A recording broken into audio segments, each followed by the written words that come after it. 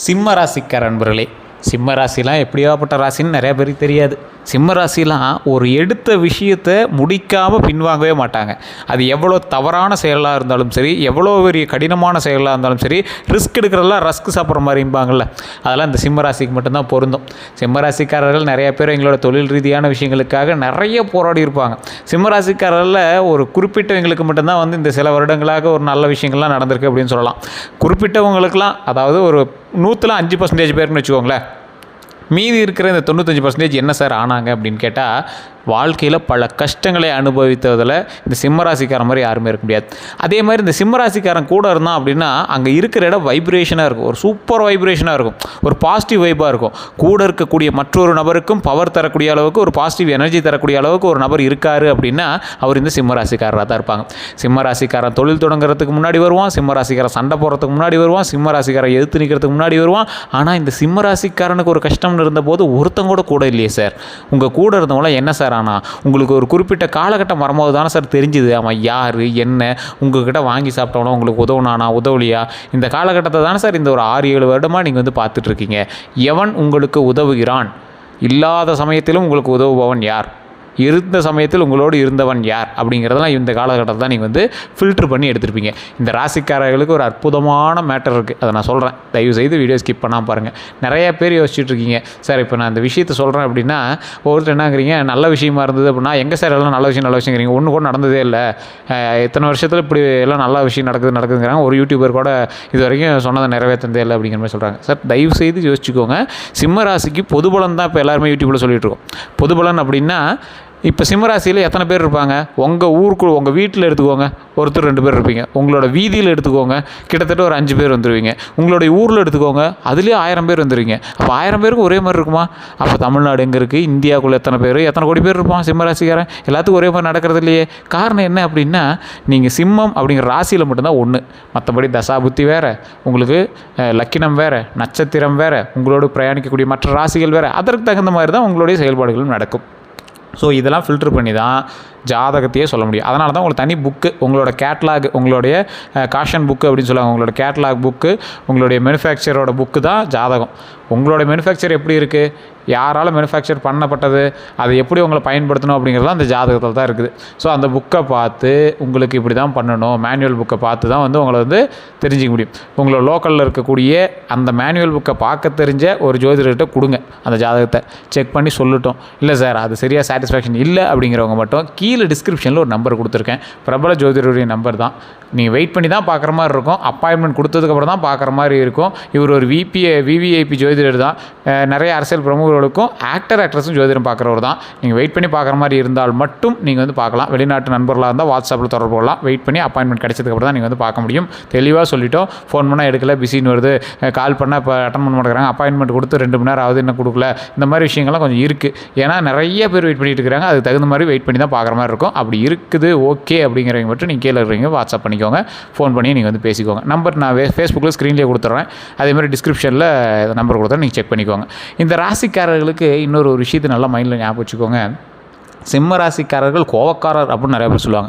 சிம்ம ராசிக்கார மாதிரி கோவப்படுறவனும் யாரும் இல்லை, சிம்ம ராசிக்கார மாதிரி குழந்தை உள்ளமும் யாருக்கும் கிடையாது. சிம்ம ராசிக்காரன் ஒரு உருவத்தில் பெருசாக இருந்தாலும், உருவத்தில் கம்பீரமாக இருந்தாலும், தலை பெருசாக இருக்கும். உங்களுக்கு இன்டிமேஷன், இது ஒரு ராசினா இப்படி இருப்பான் அப்படிங்கிற மாதிரி இன்டிமேஷன். சிம்ம ராசிக்காரர் தலை பெருசாக இருக்கும், முடி வந்து சுருட்ட முடியாக இருக்கிறதுக்கு வாய்ப்புக்கு ஒரு 50% இருக்கும். அதே மாதிரி இந்த ராசிக்காரர்களுடைய கண் பார்வை ஒரு மாதிரி வித்தியாசமாக இருக்கும். கோவமாவோ, உருளையாவோ, ஒரு முட்டைக்கண்ணாவோ, இல்லை ஏதோ ஒரு வித்தியாசம் வந்து அதில் காட்ட ஆரம்பிக்கும். சிம்ம ராசிக்காரர்களுக்கு ஒரு குறிப்பிட்ட மச்சம் இருக்கும். சிம்மராசியில் மச்சத்தோடு பிறந்தவர்களாம் மிகப்பெரிய ஒரு அற்புதமான ஆளாக வருவாங்க. வருங்காலத்தெல்லாம் இங்கே வந்து மிகப்பெரிய ஒரு விவிஐபியாக இருப்பாங்க. ஸோ அந்த மாதிரி ஆட்களாகலாம் உருவாகிறதுக்கு வாய்ப்புகள் 100% உண்டு. இந்த சிம்மராசிக்காரர்களுக்கு கல்வி வந்து 99% உங்களுக்கு நல்லாவே பொருந்தும். தொழில் அதுக்கு மேலே பொருந்தும். நீங்கள் வளரவே உங்களோட தொழில் உங்கள் கூடவே வளர்ந்துட்டு வரும். அந்தளவுக்கு உங்களை வந்து ஒரு டாப் மோஸ்ட் பர்சனாக தான் உங்களை வந்து கொண்டு வந்துகிட்டே இருக்கும். உங்களுடைய பேர் ஃபேமஸ் ஆக ஆரம்பிக்கும். உங்களோட பேருக்கு ஏற்ற மாதிரி உங்களுடைய நடவடிக்கைகளும் உங்களுடைய தொழில் ரீதியான சில விஷயங்களும் வந்து முன்னேறி வந்துக்கிட்டே இருக்கும். இந்த ராசிக்காரர்கள் எப்பேற்பட்ட ராசிக்காரர்களாக இருந்தாலும் இறை வழிபாடு முக்கியம். அதுவும் குலதெய்வ வழிபாடு கண்டிப்பாக தேவைங்க. குலதெய்வ வழிபாடு பண்ணக்கூடிய சிம்மராசிக்காரர்களுக்கு துன்பங்களே வராது, சந்தோஷம் மட்டும்தான் இருக்கும். சந்தோஷம், நிம்மதி மட்டும்தான் இருக்கும். அதே போல் இந்த சிம்மராசிக்காரர்களை நோக்கி பலரும் படையெடுத்து அப்படியே வந்து ஹெல்ப் கேட்க ஆரம்பிப்பாங்க. நீங்கள் பரவாயில்லையே, உங்களுக்கு கொஞ்சம் பண்ணுங்களேன், அப்படியே உங்களுக்கு நட்போட்டாரம் உருவாக ஆரம்பிக்கும் இனி வரக்கூடிய காலகட்டங்களில். ஏன்னா உங்களோட வளர்ச்சி அந்த மாதிரி இருக்கும். உங்களுடைய வளர்ச்சியை கண்டு சிலர் பொறாமைப்படுவது உண்டு. டிஜிட்டல் மீடியாவில் உங்களுடைய பிரதிபலிப்புகள் கொஞ்சம் அதிகமாக இருக்கும். உங்களுடைய மவுஸ் வந்து கொஞ்சம் அதிகரிச்சுட்டே வரும்.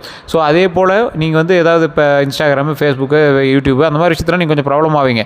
கலைத்துறையில் சாதிக்கணும்னு நினைக்கிறவங்களுக்கு இது ஒரு அற்புதமான வாய்ப்பு அப்படின்னே சொல்லலாம். ஸ்க்ரீனில் நல்லா ஒரு நல்ல ஒரு நடிகைகளாக வரக்கூடியதற்கு ஒரு அற்புதமான வாய்ப்புகளும் இருக்குது. நில பலன்கள் வாங்கக்கூடியதற்கு ஒரு அமைப்புகள் இருக்கக்கூடிய ஒரு 8.5 வருடம். அதுக்கப்புறமேட்டு இந்த நிலபலம்லாம் வாங்கி அப்படியே ஜாலியாக செட்டில் ஆகிக்கலாம். அந்த மாதிரி ஒரு அமைப்பு வந்து உங்களுக்கு இருக்குது. அதுக்கப்புறமே சூரிய புத்தியில் உங்களுக்கு இன்னும் சூப்பராக. இப்போ சுக்கிர புத்தி நிறைய ஒரு சொகுசான லைஃப், நல்ல ஒரு வண்டி வாங்கலாம் வாங்கிட்டு சூரிய புத்தியில் அதுக்கு தகுந்த மாதிரி நீங்கள் வந்து செட்டில் ஆகிட்டு அதுக்கு தகுந்த மாதிரி வாழ்ந்துக்கூடிய ஒரு அற்புதமான காலகட்டம். இந்த ராசிக்காரர்களுக்கு இன்னொரு விஷயத்தை நோட் பண்ணிக்கோங்க. நீங்கள் எங்கே ஒரு ஸ்டெப் எடுத்து வச்சிங்க அப்படின்னாலும் உங்கள் கூடயே சிலர் வந்து பிரயாணிக்க ஆரம்பிப்பாங்க. அதில் ஒரு சிலர் தான் உங்களுக்காக பிரயாணிக்கிறீங்க, மற்றவர்கள் எல்லாம் உங்களுடைய பணபலத்திற்காகவும் உங்களுடைய பலத்திற்காகவும் பயணிக்கக்கூடியவங்க. இந்த ராசிக்காரர்கள் பொறுமையாக நிதானமாக எந்த விஷயத்தை செஞ்சாலும் செய்யுங்க. தயவு செய்து சொல்கிறோம், உங்களுக்கு வந்து இதை செஞ்சே ஆகணும் அப்படிங்கிற ஒரு முன்னோட்டம் உண்டு. அது பரவாயில்ல தான், இருந்தாலும் அதை தாண்டி ஒரு விஷயம் உங்களுக்கு வந்து கொஞ்சம் அப்படியே கொஞ்சம் சுருள ஆரம்பிக்குது. அது என்ன அப்படின்னா, இந்த ராசிக்காரர்கள் மட்டும்தான் எதை எடுத்தாலும் அடம்பிடிச்சு பண்ணுவாங்க. ஆனால் அதை சக்ஸஸ் பண்ணிடுவாங்க. உங்களுடைய பெற்றோர்களாகட்டும், உங்கள் கூட இருக்கிறவங்களாகட்டும், இவன் எதுக்கூட அப்படி பண்ணுறான், அவன் கூட அப்படி பண்ணுறான் அப்படிம்பாங்க. நீங்கள் பண்ணுறதை பார்த்தா பயமாக இருக்கும். ஒரு சிலர்லாம் யாரா அவன் சைக்கோவாடா அப்படிங்கிற மாதிரிலாம் இருக்கும். ஆனால் நீங்கள் அவுட்புட் கொண்டு வரும்போது அது என்னமோ சக்ஸஸாக மாறிடுது. அது உங்களுடைய நேரமாக என்னென்னு உங்களுக்கே தெரியல. சார் நான் ஏதோ பண்ணேன் சார், ஆனால் எப்படி தப்பிக்க வச்சிச்சு சார், கடவுள் புண்ணியத்தில் எங்களை காப்பாற்றி விடுது சார், கடவுள் ரொம்ப நன்றி சார், கடவுள் எங்களை நல்லபடியாக இதேமாதிரி சந்தோஷமாக பார்த்துட்டே சரி சார் அப்படிங்கிற மாதிரி நம்மளுக்கு வந்து உருவாக்கி கொடுத்துருது. இந்த ராசிக்காரர்களுக்கு பண வரவு அருமையாக இருக்கும். ஆனால் இந்த காலகட்டம் உங்களுக்கு பண வரவு பெருசாக இல்லை அப்படின்னா உங்களுடைய ஜாதகத்தை கண்டிப்பாக செக் பண்ணுங்கள். தசாபுத்தி மாற்றமோ அல்லது உங்களுடைய வீடு இருக்கக்கூடிய லொக்கேஷனோ அதுக்கு தகுந்த மாதிரி சின்ன சின்ன மாற்றங்கள் ஏற்படுத்திங்க அப்படின்னா நல்லாவே இருக்குங்க. ஏன்னா இது உங்களுக்கு சுக்கிர புத்தி. ஒரு குறிப்பிட்ட காலகட்டம் வந்து உங்களோட தசாபுத்திக்கு ஏற்ற மாதிரி சின்ன சின்ன மாற்றங்கள் இருக்கலாமே தவிர ஓரளவுக்கு பரவாயில்லையான காலகட்டமாக தான் இருக்குது. இல்லை சார் அப்படி ஒன்றும் கிடையாது சார், கண்டபடி திட்டுவீங்க கமெண்டில் ஒருத்தர். அதுக்கு நான் தயவு செய்து சொல்கிறேன், நான் முன்னாடியே சொன்னது தான், சிம்ம ராசிக்கு மட்டும் தான் நான் ஜோசியம் சொல்லியிருக்கேன். அதில் இருக்கக்கூடிய தசாபுத்திகள்லாம் நீங்கள் ஃபில்டர் பண்ணி பார்த்தீங்கன்னா கண்டிப்பாக உங்களுக்கு நடக்கக்கூடிய விஷயங்கள் வேறையாக இருக்கும். நீங்கள் இருக்கக்கூடிய ஆக்சிஸ் லாங்கிடியூடில் வேறு மாதிரி இருக்கும். ஸோ அதற்கு தகுந்த மாதிரி உங்களோட மாற்றங்கள் கண்டிப்பாக இருக்குங்க. அப்போ நீங்கள் என்ன பண்ணணும், கண்டிப்பாக ஜாதகத்தோட்ட நீங்கள் செக் பண்ணிக்கணும். உங்களை லோக்கலில் கொடுத்தே செக் பண்ணுங்கள். அப்படி இல்லைனா மட்டும் கீழே நம்பர் கால் பண்ணுங்கள். அப்போ நீங்கள் இருக்கக்கூடிய இடத்துலேருந்து உங்களுடைய ஆக்சிஸ் மாறும்போது உங்களுடைய தசாபுத்திக்கான காலகட்டங்கள் மாறுது. ஒரு ஆக்சிஸ் மாறிச்சு அப்படின்னா கூட கிட்டத்தட்ட அங்கே ஒரு மாதம் 2 மாதம் உங்களோட கால்குலேஷன் வந்து மாற ஆரம்பிக்கும். ஸோ ஒருத்தருக்கு வந்து நல்லது நடந்திருக்கும், அதே ராசிக்காரராக இருப்பீங்க, அதே நட்சத்திரக்காரராக இருப்பீங்க, ஆனால் உங்களுக்கு இன்னும் அந்த நல்லது நடக்கலை. அப்படிங்கும்போது உங்களுடைய தசாபுத்தி வேறையாக இருக்கும், நீங்கள் பிறந்த நேரம் வேறையாக இருக்கும், நீங்கள் பிறந்த ஊர் வேறையாக இருக்கும், இப்போ நீங்கள் வசிக்கக்கூடிய ஊர்கள் வேறையாக இருக்கும். அதே மாதிரி உங்களோட பிரயாணிக்கக்கூடிய மற்ற ராசி, அதாவது ஒருத்தர் பிறக்கிறாரு அப்படின்னா அவரோட ஜாதகம் மட்டுமே அவங்களோட லைஃப்பில் செல்லாதுங்க. அவருடைய ஜாதகம் செல்லும், அவங்களுடைய தாய் தந்தையரோட ஜாதகம் செல்லும், அவங்களோட மனைவியினுடைய ஜாதகம் செல்லும், அவங்களோட குழந்தையினுடைய ஜாதகம் செல்லும், அவரோட சகோதரனுடைய ஜாதகம் செல்லும். இதுதான் வந்து அவங்களோட லைஃப்பை முன்னேற்றி கொண்டுறதுக்கான ஒரு கால்குலேட்டிவ் மேனுவல் புக் அப்படின்னு சொல்கிறது. இது நிறைய பேருக்கு புரியுறதில்ல. அவங்களோட ஜாதகத்தை மட்டும் பார்த்துட்டு அடிச்சதுரா ஜாக்பாட் அப்படிங்கிற மாதிரி வந்துடுறாங்க. கூட இருக்கிறவனுக்கு ஜாக்பாட் இருக்கணும், அவனுடைய விதிகளும் அவனுடைய சாராம்சமும் அவனுடைய நல்ல நேரமும் நம்மளுக்கு வந்து பயன்படணும். அந்த மாதிரி தான் நம்ம வந்து யோசிக்கணுங்க. நிறைய பேருக்கு இந்த விஷயங்கள் தெரியறதில்ல. தெரிஞ்சவங்க கண்டிப்பாக வந்து ஜோதிடர்கள்ட்ட பார்க்கும்போது அதை சொல்லி நீங்களே கேளுங்க. இல்லை சார் ஒருத்தர் ஜாதகத்தை வச்சு நீங்கள் எப்படி சார் சொல்லுவீங்க? அப்போ இதில் யாருடைய ஜாதகம் வந்து வலுவான ஜாதகம்? ஒருத்தருக்கு வந்து ஒரு மாதிரி இருக்குது, ஒருத்தருக்கு பரவாயில்லையா இருக்குது. அப்போ யார் வந்து செல்லும்? அப்போ அந்த ராசிக்கு எந்த ராசிக்கு முதன்மை இருக்குது, முக்கியத்துவம் இருக்குது அப்படிங்கிறத நம்ம தெரிஞ்சுக்கணும். ஸோ 12 ராசியில் கிட்டத்தட்ட 27 நட்சத்திரங்களில் எந்த தசாபுத்தியில் எந்த கிரகத்தோடைய அமைப்புகள் மேலே இருக்குது, அதில் எது சரியாக இருக்குது. இதுக்கு தான் 48 நாள் மண்டல பூஜைன்னு சொல்லுவாங்க. 27 நட்சத்திரங்கள் 12 ராசிகள் 9 கிரகங்களினுடைய ஆற்றல் பெற்ற நாட்கள் தான் அந்த 48 நாட்கள். அதுபோல் இத்தனையும் கால்குலேட் பண்ணி தான் உங்களுடைய ஜாதகத்தை ஃபில்டர் பண்ணி பார்க்கணும். அப்படி பார்க்கும்போது உங்களுக்கு நல்லா இருக்கா இல்லை எப்படி இருக்குது, இந்த காலகட்டம் உங்களுக்கு ஆப்டாக பொருந்துமா, இப்போ எப்போயிலேருந்து உங்களுக்கு நல்ல நேரம் போகிறோம் அப்படிங்கிறது எல்லாமே நீங்கள் வந்து ஃபில்டர் பண்ணி தெரிய ஆரம்பிச்சிக்கலாம். இந்த ராசிக்காரர்கள் இந்த காலகட்டத்தில் வண்டி வாகனங்கள்லையும் நீர் நெருப்பில் பத்திரமா இருக்கணும். நீர் நெருப்பில் பத்திரமா இருக்கணும். மற்ற விஷயங்கள்லாம் எப்படி சார் அப்படின்னு கேட்டிங்கன்னா, பணவரவுகள் ஓரளவுக்கு இருக்கும். ஆனால் இந்த காலகட்டம் கடன் வாங்கி சின்ன சின்ன விஷயங்கள் செய்கிற மாதிரி இருக்கும். வண்டி வாகனங்கள் வாங்குவீங்க, லக்ஸூரியனஸ், அதாவது சுக்கிரன் இருக்கார் அப்படின்னாவே வண்டி வாகனங்கள் அமையக்கூடிய ஒரு காலகட்டம். கடன் வாங்கியாவது செகண்ட் ஹேண்ட் வண்டியாவது வாங்கிடுவீங்க. இல்லைனா உங்களோட வண்டிகளோ இல்லை நிறைய வண்டிகள் நீங்கள் வந்து வாங்கக்கூடிய யோகம் உண்டு. எலக்ட்ரிக் ஸ்கூட்டரு அல்லது எலக்ட்ரிக் வண்டி இந்த மாதிரி சில வண்டிகள் வாங்குறதுக்கான காலகட்டம் உண்டு. அதே மாதிரி ஸ்கூட்டர், 2 வீலர் இந்த மாதிரி வாங்குறது ஆகிறதுக்கான காலகட்டம் உண்டு. வண்டி வாங்கினோம்னா கார் வாங்கியும் கமர்ஷியல் வெஹிக்கிள்ஸ் கூட வாங்கலாம். அதெல்லாம் நிறையவே இருக்குது. சொகுசாக இருக்கிறதுக்கான காலகட்டம். சொகுசாக இருப்பீங்க. உங்களோட பேர் வந்து பிரதிபலிக்கும். டிஜிட்டல் மீடியாவில் உங்களோட பேர் வந்து பிரதிபலிக்க ஆரம்பிக்கும். ஸோ அந்த மாதிரி சில பேர்கள் வந்து உங்களுக்கு உண்டாகிறதுக்கான வாய்ப்புகள் அதிகமாக இருக்குது. கந்திஷ்டி படுற அளவுக்கு நீங்கள் வந்து முன்னேறி வருவீங்க. அந்த கந்திஷ்டியை சமாளிக்கிற அளவுக்கு அப்பப்போ எலுமிச்சம்பழம் சுற்றி போகிறதோ கோயிலுக்கு கூட்டு போய்ட்டு அந்த மாதிரி விஷயங்களை கண்டிப்பாக பண்ணுங்கள். அப்படின்னா கருங்காலி மாலை வாங்கி அணைங்க. கருங்காலி மாலையோ அல்லது கருப்பு கலரில் இருக்கக்கூடிய ஒரிஜினல் கருங்காலி மாலை நீங்கள் பயன்படுத்தினீங்க அப்படின்னா கண்டிப்பாக உங்களுக்கு கந்திஷ்டிகள் வராது. அப்படி வேணும் அப்படிங்கிறவங்க அதுக்குமே வந்து பார்த்தீங்கன்னா நான் டிஸ்கிரிப்ஷன் நம்பர் கொடுக்குறேன். அப்படின்னா வாட்ஸ்அப்பில் லிங்க் வந்து நான் கீழே கொடுத்துருப்பேன். அதுக்கு நீங்கள் வந்து கால் பண்ணி கேட்டு தெரிஞ்சிக்கலாம். அதே போல் இந்த ராசிக்காரர்களுக்கு ஒரு முக்கியமான ஒரு விஷயத்தை சொல்ல ஆரம்பிச்சிட்டேன். குலதெய்வ வழிபாடு தான் கட்டாயம் நீங்கள் பண்ணி ஆகணும். குலதெய்வ வழிபாடு பண்ணுறவங்க நீங்கள் ஏதோ ஒரு வருஷத்தில் ஒரு நாள் ஃப்ரீ டைம் கிடைக்கும் போது பண்ணுறது தவறுங்க.